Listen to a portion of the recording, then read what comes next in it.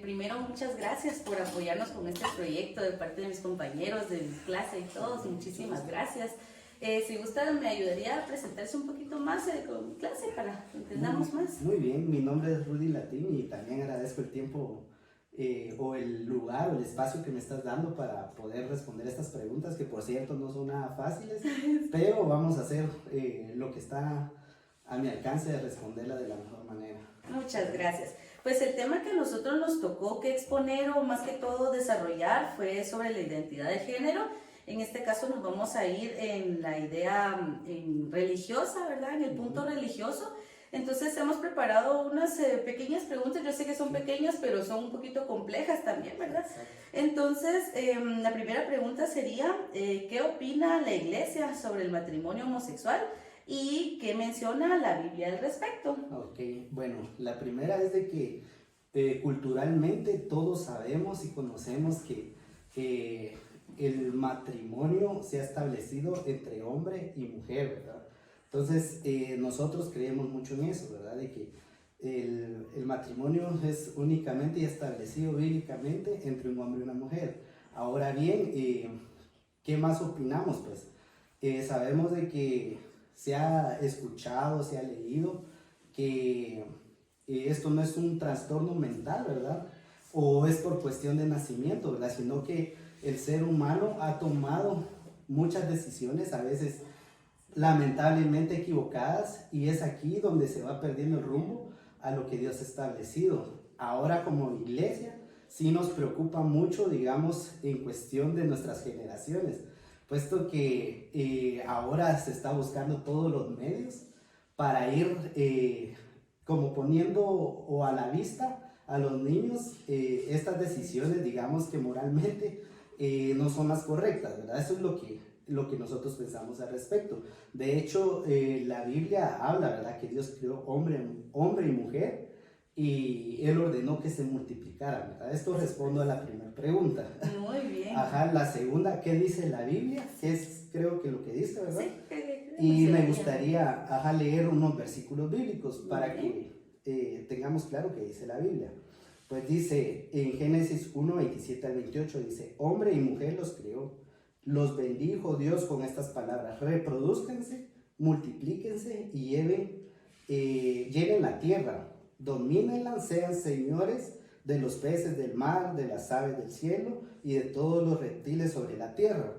Entonces aquí estamos viendo lo que la Biblia dice, ¿verdad? Sí. Hombre y mujer, ¿verdad? No dijo hombre como hombre, sí, por supuesto, sino que está hablando hombre y mujer, y él dijo multiplíquense, ¿verdad? Es un acto que únicamente puede realizarse entre un hombre y una mujer, el multiplicarse, ¿verdad? Hay otro, lo estoy viendo en el Antiguo Testamento, hay otro versículo que está en Mateo 19, 4, 5, que Jesús vuelve a replicar en sus palabras y dice: ¿acaso no han leído que al principio el Creador hombre y mujer los creó? Es una pregunta que él hace, ¿verdad? Y agregó: por esto el hombre dejará a su madre y se unirá a su mujer, y los dos serán un solo ser, ¿verdad? Sí. O sea, nuevamente vemos que esto funciona solo entre un hombre y una mujer.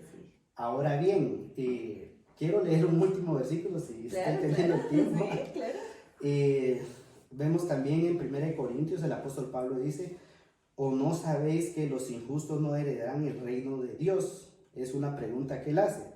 Pero veamos las características que él da, ¿verdad? Dice: no os dejaréis engañar, dice, ni los inmorales, ni los idólatras, ni los adúlteros, ni los afeminados, ni los homosexuales, ni los ladrones, ni los avaros, ni los borrachos, ni los difamadores, ni los estafadores heredarán el reino de Dios.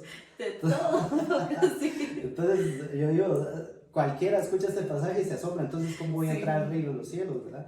Pero aquí vemos la justicia de Dios. La justicia de Dios es tan equitativa que tanto Él le llama inmoralidad a aquel que anda, o sea, teniendo relaciones con otro hombre, como aquel que toma, ¿verdad? O sea, ahí no vemos un pecado grande ni uno pequeño, pero la justicia de Dios es así, ¿verdad? Tanto como a una persona así Dios no le agrada, también no le agrada los otros tipos de acciones que cualquier otro ser humano puede tener, ¿verdad? O sea que no se va directamente a decir solo los que son homosexuales es que no van a entrar al reino de los cielos, ¿verdad? Todos. Sino que el que no hace, el que hace las otras cosas, ¿verdad? Y eso, entonces, Muy bien, termino con la perfecto, respuesta. perfecto.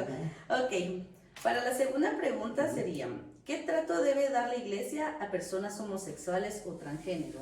Ajá. Es obvio que no aceptamos, ¿verdad? Digamos, este tipo de relación, pero tampoco discriminamos. Por ejemplo, Jesús dijo, en esto conocerán que son mis discípulos si tenéis amor los unos por los otros.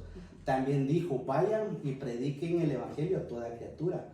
Esto significa que yo, en lugar de juzgar a estas personas, yo las debo de tratar con amor, ¿verdad? Con respeto, y también de la misma manera hablarles de la palabra de Dios. O sea, yo voy a ir y tratar, obviamente con la ayuda de Dios, a tratar de enderezar el camino de esta persona en lo que la palabra de Dios dice y en lo que Dios me puede utilizar para hacerlo, ¿verdad? Ajá. Pero no discriminamos, ¿verdad? No juzgamos, sino hablamos la verdad y confrontamos y lo hacemos con amor. Sí, y todo con respeto, ¿verdad? Sí, por supuesto. Ajá, claro. Muy bien. Este sería un poquito diferente y, bueno, un poquito más compleja tal vez. ¿Qué haría en el caso de una persona transgénero llegar a su iglesia? ¿Cuál creería que sería la reacción de los demás miembros también? Sí, pues estamos en una cultura donde realmente hay machismo, ¿verdad?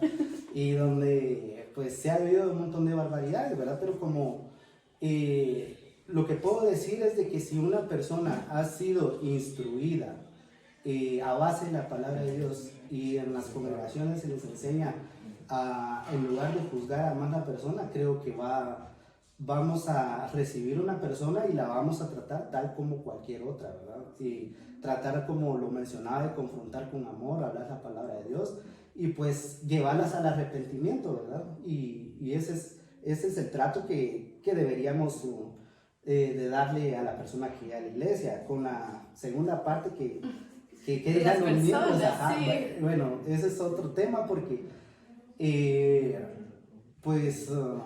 no hay una iglesia en sí, y lo digo así con tristeza, de que sea una iglesia perfecta, ¿verdad? Hay cristianos que van a ser maduros en la palabra de Dios y van a actuar conforme a la palabra de Dios, pero hay algunos que son más débiles en el sentido de la palabra de Dios y puede que le pueda resultar chocante que una persona hasta se asustan también, ¿verdad? Probablemente se asusta y viene el caso eso de marginar, denigrar a la persona, ¿verdad? Pero no todos, ¿verdad? Hay algunas personas que cuando ya están maduramente instruidas en la palabra de Dios van a actuar conforme Dios lo hizo por ti, lo hizo por mí. Él fue a la cruz del Calvario, ¿verdad? Murió no esperando un cambio de nosotros, sino Él murió en la cruz por amor, ¿verdad? Sí. No esperando a ver si fulano cambia. Él murió en la cruz mostrando su amor y ahí lo demás ya depende de cada uno de nosotros. Perfecto, muy bien.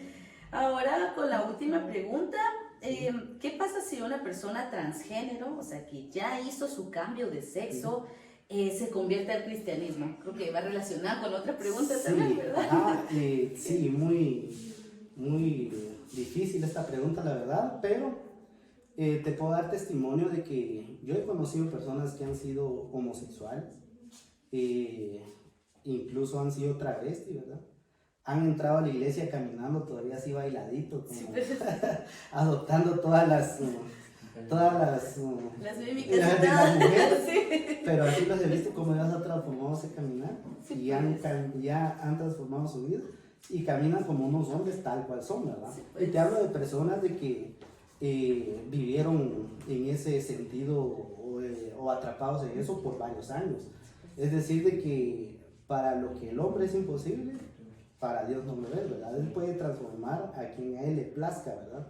El rey David fue uno, dice la Biblia, ¿verdad? Que tuvo el corazón conforme a Dios, pero él fue humanamente, él adulteró, ¿verdad? Él cometió muchos errores, pero él decía en uno de los salmos, decía, lávame por completo de mi maldad y límpiame de mi pecado, porque yo reconozco mis transgresiones y mi pecado está siempre delante de mí. Entonces el paso importante aquí es de que la persona que va, si se recibió a Cristo o se volvió al cristianismo, pues es lo primero que tiene que hacer, ¿va? Reconocer que ha pecado.